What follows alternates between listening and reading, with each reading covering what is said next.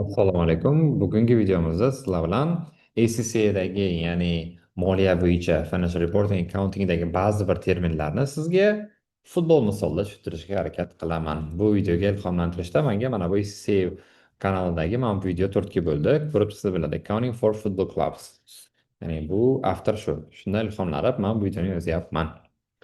Ho'p, bugun nimalar haqida gaplashamiz? Amortization could be impairment, could be loss on disposal, could be useful life of the asset, revenue recognition va contingent liability haqida gaplashamiz. Ketdik mana. Futbol klublari o'ylaganmiz hech qanaqa bo'ladi? Futbolchi olsa qanaqa qilib yozadi отчетlarga? Bu amortize qilinadi. Ya'ni futbolchini oldingiz, u xuddi sizni assetingiz kabi sizga yillar davomida xizmat qilishi kerak. Qanday foyda olib keladi? U sizga pul olib kelib bermaydi, lekin u sizga gollar uradi yoki gollarni qaytarishi mumkin, zashta qilishi mumkin, playmakerlik, assist qilishi mumkin, turnirlarda yutishi mumkin va bu orqali siz komandangiz bilan daromad ko'rasiz, to'g'rimi? Demak, futbolchi ham qaysidir ma'noda bizani non current assetimiz bo'lar ekan. Va playerni masalan sotib oladigan bo'lsak, o'sha transfer bahosini masalan 200 milliondir, 300 milliondir, uni sразу расходga olib bormaymiz.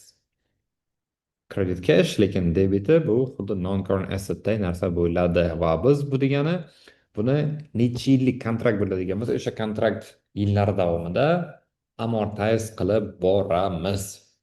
Mana masalan Haalandni 2031-yilgacha bo'lgan shartnomasi, adashmasam 2025-yil imzolanganda, demak 9,5 yillik shartnoma. Общий summasi 247 million. Bu degani 247 million so'm sразу expense bo'lsa ham bo'ladi. Manchester City'ni profiti tushib ketadi. To'g'rimi? Uni amortize qilib turib 9,5 ga bo'lib, har yili qaysidir summani demak biz rasxodga yozib boramiz. This is good. Va futbol klub Chelsea bu demak narsadan juda yaxshi foydalangan shu paytgacha. Qonunlar qat'iylashtirilguncha. Okay, futbol klubi uchun o'zlarini stadionlari, masalan, Arsenal uchun adashmasam Wembley, Manchester uchun Old Trafford yoki Real uchun Santiago Bernabeu u depreciate qilinadi. Chunki u physical asset, to'g'rimi? U eskiradi, boshqa narsa bo'ladi. O'zining yillari bor. Bo'lishi mumkin 30 yil, bo'lishi mumkin 40 yil yoki 20 yil. O'yinchilar amortize qilinadi. Chunki biz o'yinchilarni xizmatidan foydalanamiz.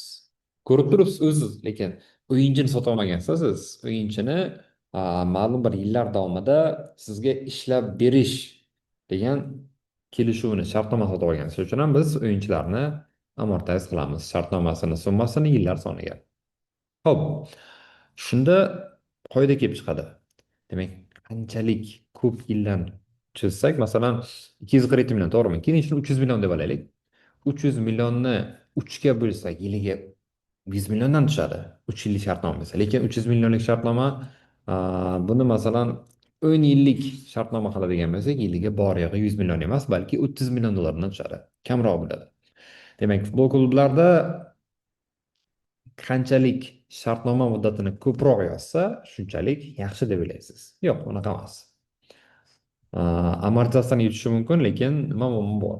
Ko'pincha biz accountingda low performing assetlarni nima qilamiz? Sotamiz.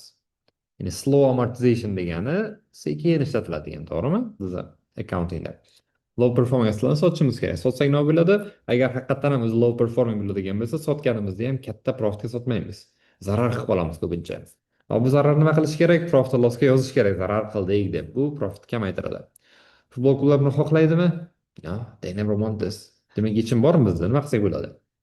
Agar amortizatsiyani kamroq yilga bo'ladigan bo'lsak, futbolchilarni transfer narxini, unda rasxod ko'payib qoladi. Afzalroq yilga bo'ladigan bo'lsak, unda sotgan paytimizda demak kamroqqa sotadigan bo'lsak, biz yutqizib qo'yamiz. Masalan, oddiy misol, Coutinho 147 millionga Barselona olganda, adashmasam Liverpooldan, va sotganda 17 millionga sotdi. Nima deb o'ylaysiz? Shunchalik amortize bo'ldimi? Yo'q, unaqa emas. Bahosi tushib ketdi va shu jihatdan demak Barselona yutqazib qo'ydi. Xo'p, bunaqa muammoga qanaqa yechim bor desa, bunaqa muammoga yechim bu Benfica futbol klubi. Nimaga? Futbolchilarni sotib olgandan keyin sotishmasda, balki akademiyadan boshlab turib sotib olish. Akademiya bilasizlar, yosh o'yinchilar keladi, bir necha yillar o'sha futbol klubi akademiyasida tayyorlanadi, shug'ullanadi va yoshi Demak, katta ligada o'ynashga yetgandan keyin sotilishi mumkin. Nima plyusi bor mana? Akademiya futbolchilarida market value bo'lmaydi. Bu degani ular nol qiymatda sotiladi. 1 so'mga olsangiz ham siz profit qilgan bo'lasiz. Albatta 1 so'mga ketmaydi. Любой selling price'da akademiya futbolchilarini siz sotadigan bo'lsangiz, siz yutasiz va bu profit lossga profit bo'lib qo'shiladi. Benfica bu 21-asrdagi eng ko'p mana shu akademiya futbolchilaridan daromad qilgan, daromaddan mayli, sof foyda qilgan klub hisoblanadi. Hop, masalan, Joao Felix ham Benfica futbol klubi akademiyasi tarbiyalanuvchisi deymiz. Yaxshi summaga sotilgan. Nol qiymatda olasizda siz falon million pulga sotasiz. Mana endi o'rtada jaraq-jaraq pul ishlaysiz ham bo'ladi. Mana shu demak yechim bo'ladi. Keyingisi contingent liability. Futbolda ham bor bu narsa. Futbolda shartnomada demak bir klub ikkinchi klubga o'yinchi sotyaptimi? Shartlar juda ham murakkab bo'ladi. Yuristlarning ishi bor bu yerda. Bu bo'lishi mumkin, qanaqadir bonuslar olishi mumkin, o'sha komandada qolsa yoki urgan gollarni soni bo'yicha qanaqadir rag'batlantirish mumkin yoki oldingi klubiga pul berilishi mumkin. Chempionlar ligasini yutsa boshqacha bo'lishi mumkin. Mana bunga misol qilib Antony Martial qo'ysa bo'ladi, sababi buni demak fransuz klubi Manchesterga sotayotgan paytida juda ham ko'p shartlari bor edi. Ya'ni mana shuncha gol olsa buncha bonus, to'p bo'lsa buncha bonus, Manchester chempion bo'lsa buncha bonus, agar Martial oltin to'p oladigan bo'lsa yana bonuslari bor edi. Bular hozircha amalga oshmadi, afsuski. Faqat contingent liability. Nimaga? Buni отчетga yoza olmaymiz. Chunki bu narsa aniq emas hali. Qachon aniq bo'ladi? Qachon отчетga yozamiz? Unda ya'ni when do contingent liabilities change into provision? Mana holatda. Masalan, 19 ta gol urgan bo'lsa-da, mana siz 20 taga qo'ygansiz. 20 ta gol uradigan bo'lsa mavsum davomida $10 million to'lab beraman oldingi klubga desangiz. Va 19 ta gol urdi 10 ta o'yinda.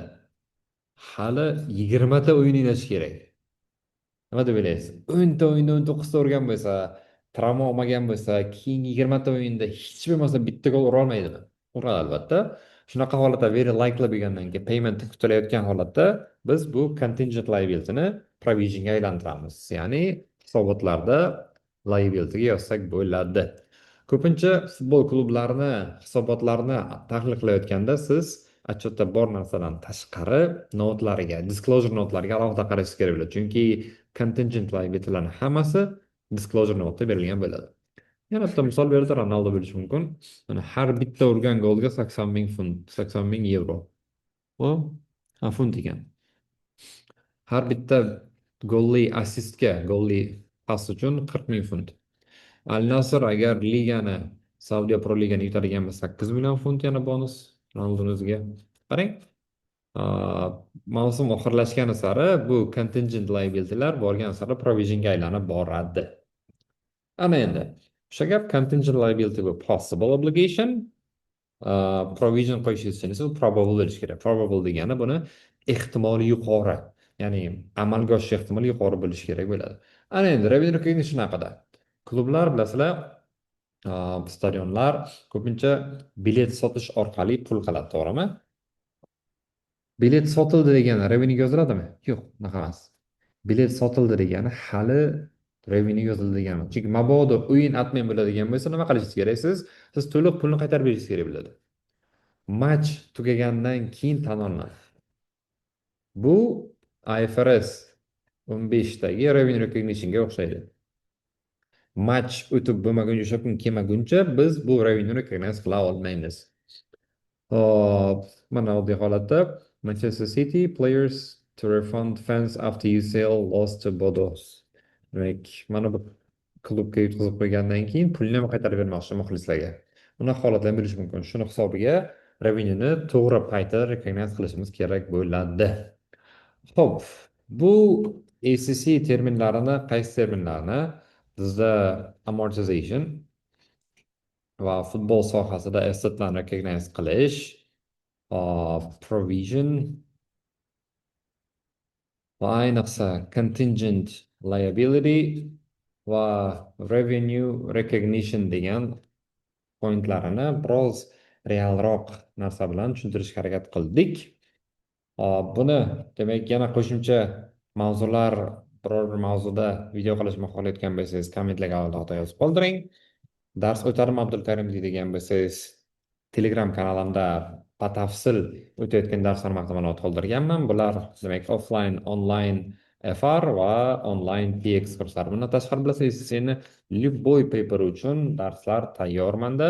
Natijalarimni o'zlaringiz ko'rgansizlar. 0dan 100gacha deydi-ku, yo'q, 0dan emas, hech kim olmaydi albatta. 50dan 100gacha ballarimiz tiqilib yotibdi. Mana shunaqa gaplar. I hope this video was useful for you.